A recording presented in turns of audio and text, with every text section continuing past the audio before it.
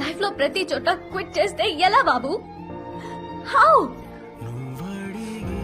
నువ్వు లైఫ్ మీద ఇంట్రెస్ట్ లేనట్టు నా ముందు తిరుగుతున్న ప్రతిసారి నా వల్లే ఇదంతా జరిగిందేమో అన్న విషయం గుర్తు చేస్తున్నావు.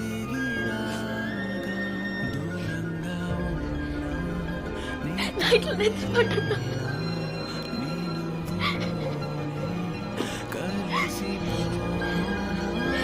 నీతోనే మాట్లాడుతుంటే say something.